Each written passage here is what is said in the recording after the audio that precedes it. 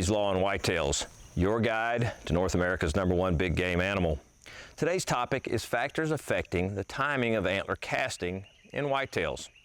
But before I dive into the research, I want to talk a little bit about the process of casting itself, because it's incredibly fascinating and in fact unique among all mammals in the world. The process through which bucks cast their antlers is actually the reverse of the process through which they harden that antler or mineralize it, as well as shed their velvet during autumn. That process is caused by a sharp increase in the hormone testosterone.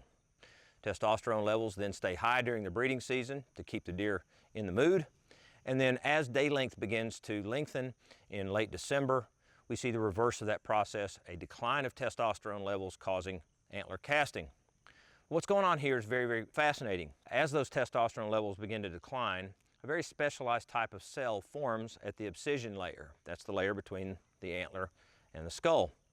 And those osteoclasts have a role of basically sucking the nutrients out of what they call the haversian canals, which are basically straw-like structures that connect the antler to the skull.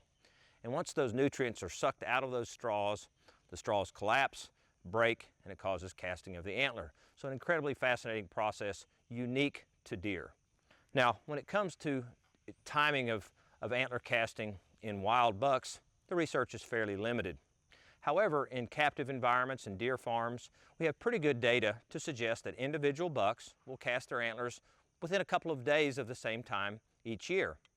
And also that most bucks will cast both of their antlers, typically within a 48-hour period.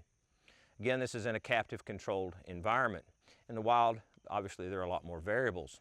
What we do know is that the casting dates for mature bucks in the north are very different than that in the south. In fact, in northern environments where you have a very consistent rut period, typically in mid-November, the bucks rut hard and fast, and typically the older, mature bucks will cast their antlers first, followed by the subordinate bucks. In the south, we see the reverse of this.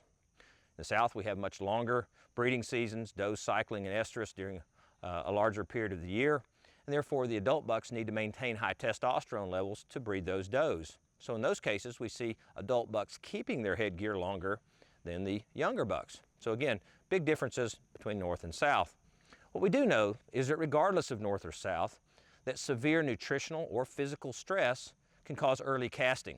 In areas where you have poor nutrition or perhaps a mast crop failure, you can see early casting among a lot of deer.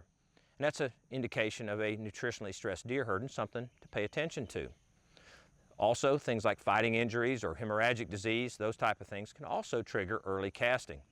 So if you see, again, a lot of deer casting early in a particular year, pay close attention. It may tell you something about your deer herd.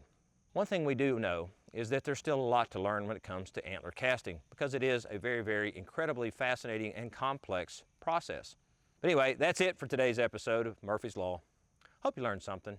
Until next time, be sure to leave your questions and your comments here in the video, but also to subscribe to our YouTube channel and to check out all the great content at HuntStand.com.